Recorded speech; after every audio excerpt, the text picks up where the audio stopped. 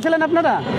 সরকার জানে যে এদেরকে আর ফিরায় আনা সম্ভব হবে না, তাইলে ফাঁসির আদেশ কাকে শোনাতে হবে? যারা দেশের বাইরে আছে তাদের দুজনকে ফাঁসি শোনাতে হবে।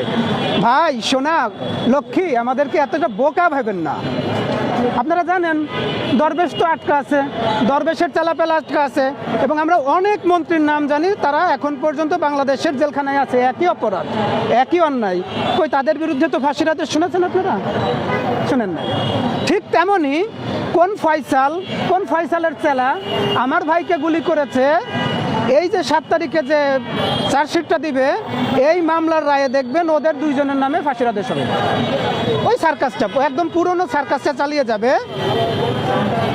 তার কারণ হলো যে ওরা পালিয়ে গেছে, যে ওদের ফাঁসির আদেশটা জারি করে রাখবে। বাংলাদেশে যারা এর পিছনে কলকাঠি নেড়েছে এদের বিরুদ্ধে কোনো রকম কোনো ব্যবস্থা নেওয়া হবে না। এখন আসি এস্টেজনের ব্যাপারে। আপনারা শরীরে যত বেশি চর্বি জমাবেন, আমরা ছোট ছোট আন্দোলন করে 7 তারিখ পর্যন্ত নতুন প্রজন্মকে টেস্টোস্টেরন লোড করাবো। অনগোয়িং অনলোডিং 24 জুলাই আবার হচ্ছে। আপনারা ধরে নেন, আপনারা এই কথাটা বিশ্বাস করেন যে আমরা যে জুলাইকে হারিয়ে যেতে দেখেছিলাম, হাদি ভাইকে হারানোর পরে সেই জুলাইকে আবার ফেরত আনবো। কারণ আমরা সেই প্রজন্ম, আমরা সেই শ্রেষ্ঠ প্রজন্ম যারা ভারত বিদ্বেষী, শতভাগ ভারত বিদ্বেষী। আমাদের পরবর্তী প্রজন্ম ভারত বিদ্বেষী হবে। ভারত বিদ্বেষী হলে কি হবে? ভারতের যারা ছোটোখাটো, যে বললাম না বিষধর সাপগুলো আছে, 7 তারিখ পর্যন্ত একটু ধৈর্য ধরতেছি।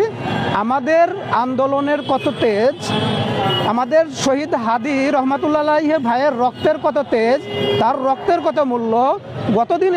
গত 17 বছরে যেসব ভাই শহীদ হয়েছে, যারা আহত হয়েছে, প্রতিটা রক্ত বিন্দুর হিসাব কড়াই গন্ডাই এই বাংলাদেশের মাটিতে নেওয়া হবে।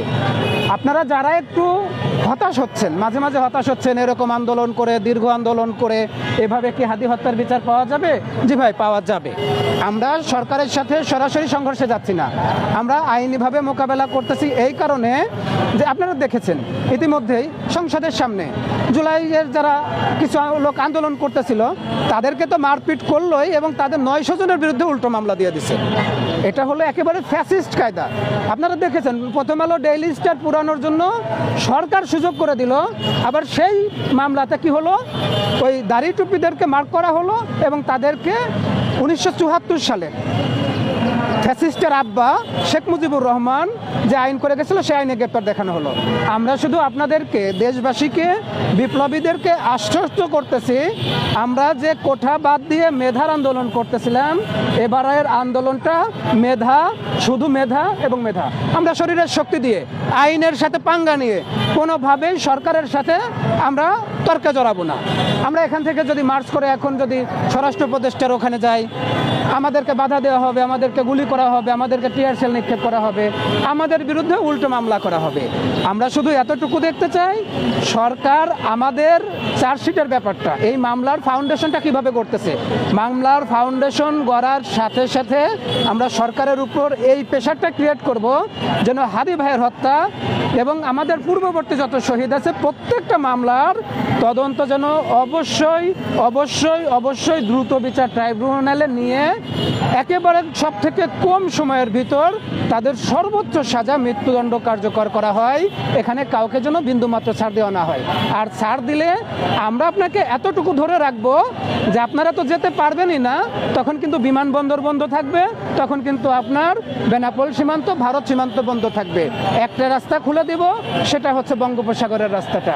ওখানে নৌকা পাবেন না, নৌকা তো চলে গেছে, নৌকার আপাও চলে গেছে, নৌকার খুব অভাব, আপনারা নৌকাটাও পাবেন না। দয়া করে আপনারা যদি সাতটায় যাইতে পারেন তাহলে ওপরে চলে যায়, আমাদের আসলে কোনো আপত্তি থাকবে না। হাদি ভাইয়ের হত্যার বিচার নিয়ে বিন্দুমাত্র তার টালবাহানা এটা তো করবেনই না। আর দীর্ঘদিন ধরে যারা আমাদেরকে, বিপ্লবীদেরকে ভয় দেখানোর চেষ্টা